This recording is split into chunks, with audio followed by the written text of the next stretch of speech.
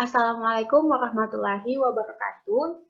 Perkenalkan, kami dari kelompok 1, kelas A Kimia Nondik, dengan saya sendiri, Alia Nadia Paramita Rauf, dengan NIM 4424200011 dengan teman saya, Nur Fadila Pulukadang dengan NIM 4424200025 dengan teman saya, Albert Waldi Maskur dengan NIM 4424200001. dari jurusan Kimia, Fakultas Matematika dan Ilmu Pengetahuan Alam Universitas Negeri Gorontalo. Jadi, pada kesempatan kali ini kami akan menjelaskan materi titrasi asam basa.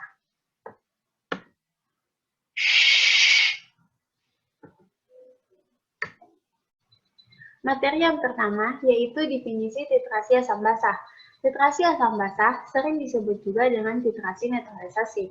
Dalam titrasi ini digunakan larutan standar asam dan larutan standar basa sebagai titran. Reaksi yang terjadi pada titrasi asam basa adalah reaksi netralisasi. Reaksi netralisasi merupakan reaksi antara ion hidronium dari asam dan ion hidroksida dari basa yang membentuk air yang bersifat netral. Untuk lebih jelasnya, perhatikan reaksi berikut, yaitu di mana H+ dalam bentuk aqueous ditambah dengan OH- dalam bentuk aqueous bereaksi bolak-balik dengan H2O dalam bentuk liquid. Yang kemudian yaitu cara umum untuk menentukan titik ekuivalen pada titrasi asam basa. Terdapat dua cara, yaitu memakai pH meter, yang kedua memakai indikator asam basa. pH meter digunakan untuk memonitor perubahan pH selama titrasi dilakukan. Dari hasil yang ditunjukkan oleh pH meter, selanjutnya dibuat plot antara pH dan volume titran untuk memperoleh kurva titrasi. Titik tengah dari kurva titrasi tersebut merupakan titik ekuivalen.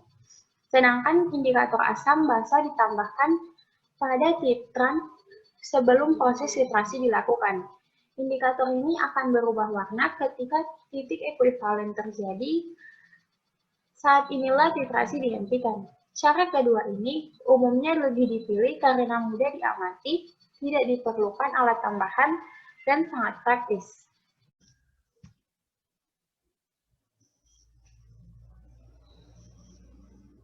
berikut asidimetri. Asidimetri adalah titrasi terhadap suatu larutan basa atau larutan garam terhidrolisis yang berasal dari suatu asam lemah dengan larutan standar asam kuat.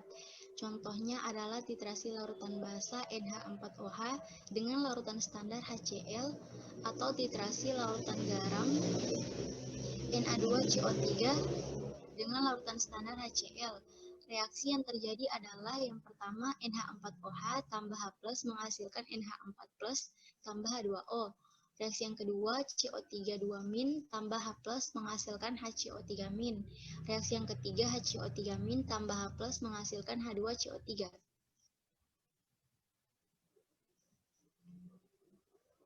Sedangkan alkalimetri adalah titrasi terhadap suatu asam atau larutan garam terhidrolisis yang berasal dari suatu basa lemah dengan larutan standar basa kuat. Contohnya adalah titrasi larutan HC2H3O2 dengan larutan standar NaOH atau titrasi larutan NH4NO3 dengan larutan standar NaOH. Reaksi yang terjadi adalah H2H3O2 tambah OH- menghasilkan C2H3O2- tambah H2O.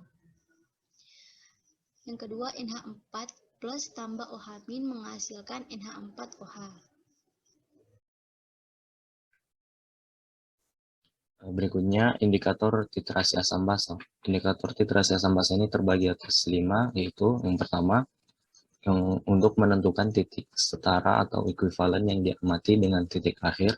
Yang kedua, bila sulit diamati menggunakan potensiometri. Yang ketiga, indikator adalah senyawa organik alami atau sintesis yang berwarna dan bersifat asam basa yang dalam rentang pH tertentu akan berubah. Yang keempat, asam basa indikatornya harus lebih lemah dari kekuatan asam dan basa. Yang kelima, perbedaan warna indikator berkaitan dengan disosiasi asam basanya. Berikut ini daftar indikator asam basa dari nama dan juga rentan pH tersebut.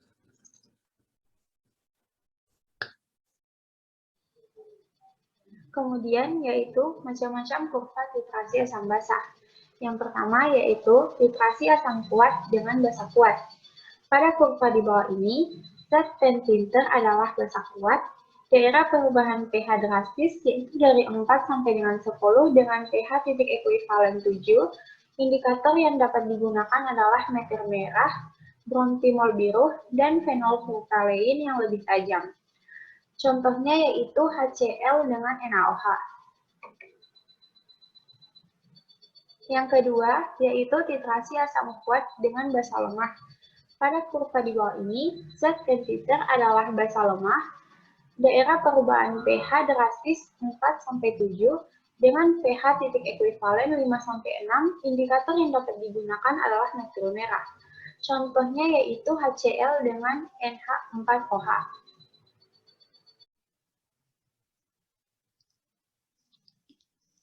Yang ketiga, titrasi asam lemah dengan basa kuat. Berikut ini adalah kurva dari asam lemah dengan basa kuat yang dimana zat pentilter adalah basa kuat, daerah perubahan pH drastis 7-10, pH titik ekuivalen 8-9, indikator yang dapat digunakan adalah fenolftalein, contohnya CH3COOH dengan NaOH.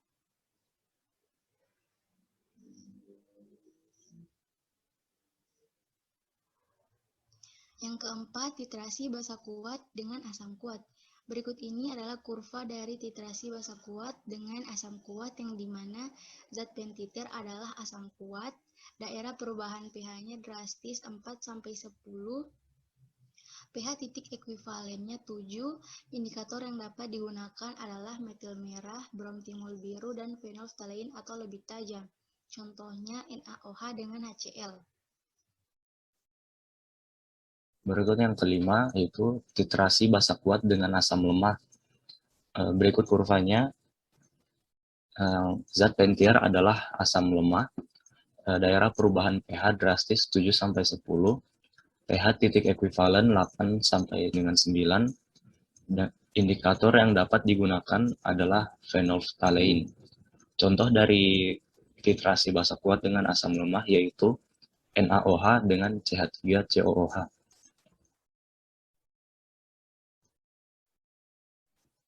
Yang keenam, titrasi basa lemah dengan asam kuat.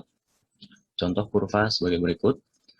Zat pentilternya adalah asam kuat, daerah perubahan pH drastis 4 sampai dengan 7, pH titik ekuivalennya 5 sampai dengan 6. Indikator yang dapat digunakan adalah metil merah. Contohnya yaitu seperti NaH4OH dengan HCl.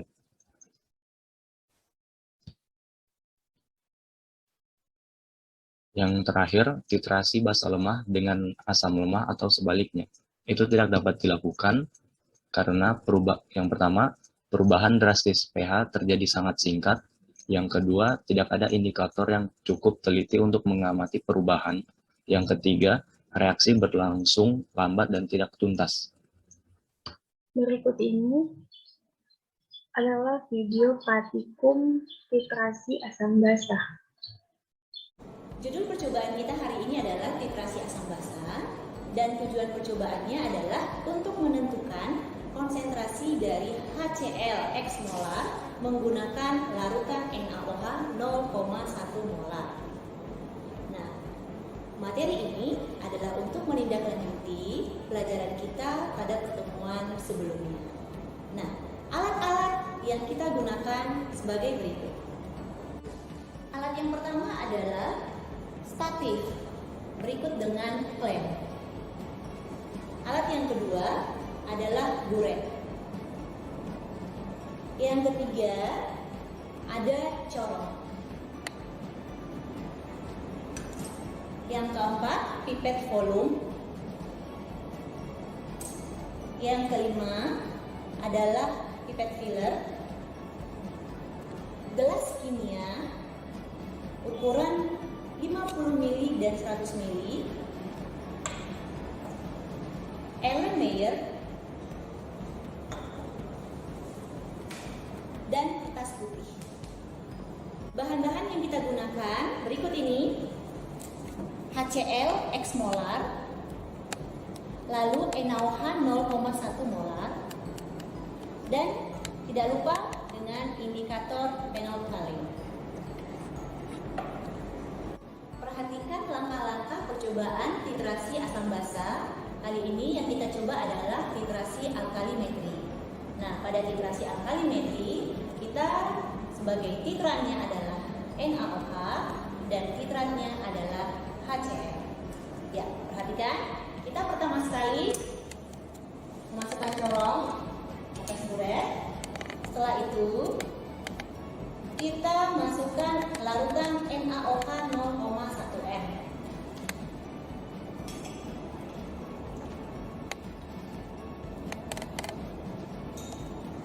Larutan NaOH 0,1 m kita isi sampai penuh, sampai batas di atas 0 pada buret. Setelah itu, kita mengambil gelas kimia yang lain untuk sebagai wadah bilasan. Jadi pertama sekali buretnya kita bilas dengan larutan NaOH.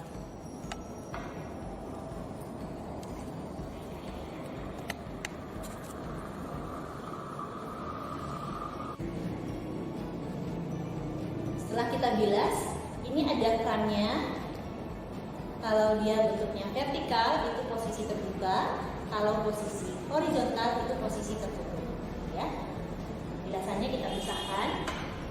Nah, apa langkah selanjutnya? Langkah selanjutnya adalah membilas pipet volume. Nah, pipet volume kita akan bilas dengan larutan HCl X molar.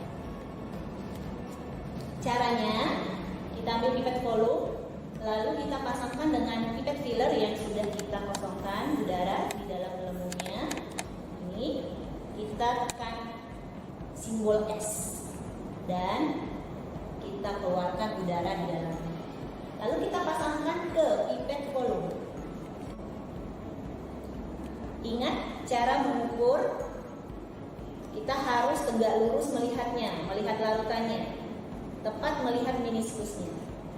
Kalau berlebih, kamu tinggal tekan simbol E, ya. Kamu ambil larutan sampai tempat dia di garis batas 10 mili. Jadi kamu melihatnya harus tegak lurus. Oke, 10 mili. Kita kunci simbol A yang bagian atas. Lalu kita masukkan ke dalam Erlenmeyer yang bersih.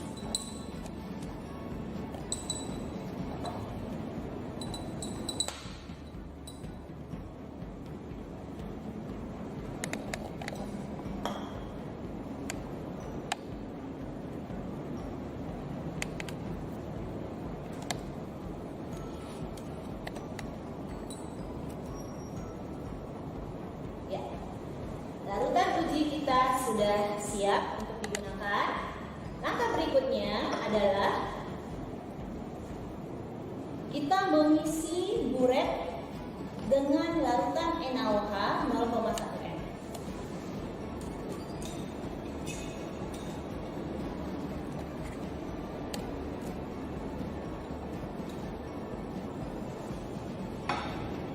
Nah, isilah buret dengan larutan sehingga kita bisa melihatnya tegak lurus. Jadi larutan jangan terlalu tinggi atau jangan terlalu rendah. Baik. Setelah itu jangan lupa bagian ujung dari buret itu harus terisi dengan larutan NaOH 0,1 m. Bagaimana caranya? Kita buka kerannya, lalu kita tutup kembali setelah bagian ujung buret terisi larut. Baik. Dan jangan lupa sebelum melakukan titrasi, kamu turunkan corongnya. Kamu letakkan. Setelah itu langkah berikutnya adalah membaca stand awal.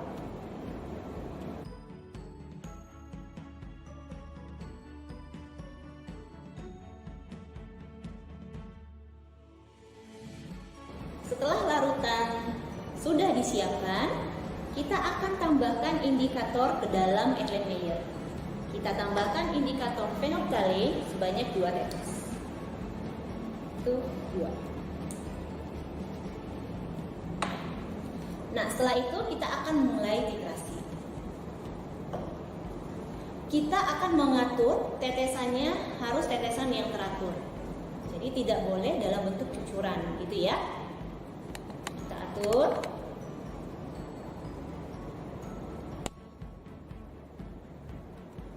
Lalu kita mulai sambil diaduk-aduk, diputar-putar. Kita melihat perubahan warnanya.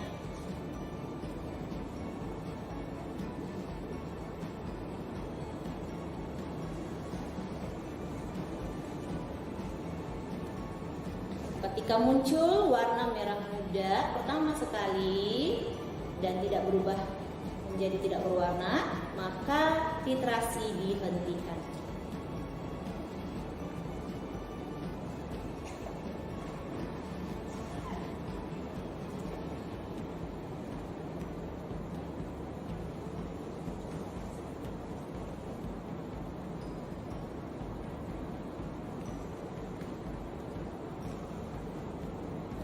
Ya, ini dia hasil titrasi asam basa, titrasi yang pertama sekali kita lakukan. Warnanya merah muda dan tidak berubah lagi ketika kita aduk begini, tidak berubah menjadi tidak berwarna, jadi dia sudah stabil warnanya. Setelah ini kita akan baca kembali stand akhir setelah titrasi.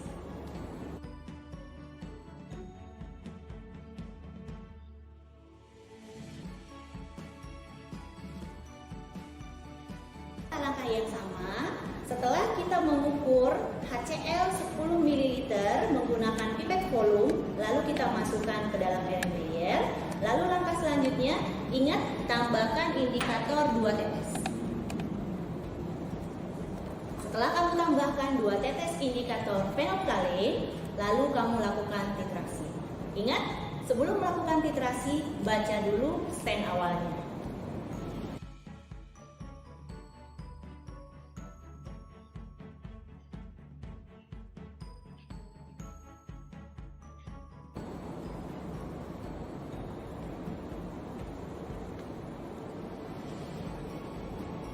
Ya, ini dia hasil titrasi asam basa.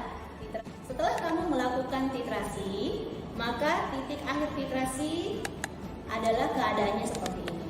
Saya berikan kertas warna putih ya, supaya kelihatan jelas perubahan warnanya. Ya. Baik, setelah titik akhir titrasi, maka titrasi kamu hentikan. Setelah itu, kamu baca buretnya. Stand akhirnya berada pada posisi volume berapa.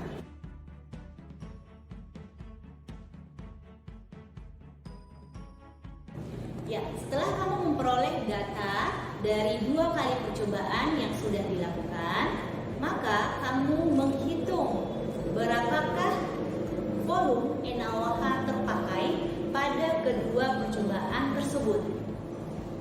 Nah, jika dari percobaan 1 dan 2, selisihnya atau perbedaannya itu hanya 0,1 ml, maka percobaan cukup 2 kali saja.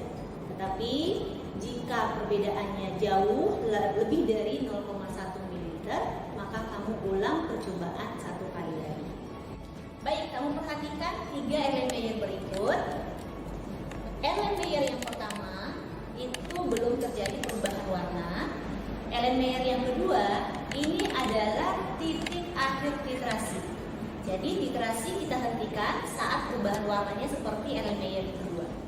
Nah, elemen layer yang ketiga itu adalah kondisi jauh dari titik akhir titrasi. Jadi NaOH-nya sudah dalam keadaan berlebih. Maka titrasi yang baik adalah ketika kondisinya pada elemen layer yang kedua. Titrasi kamu hentikan saat kondisi elemen layer yang kedua. Perubahan warnanya adalah merah muda.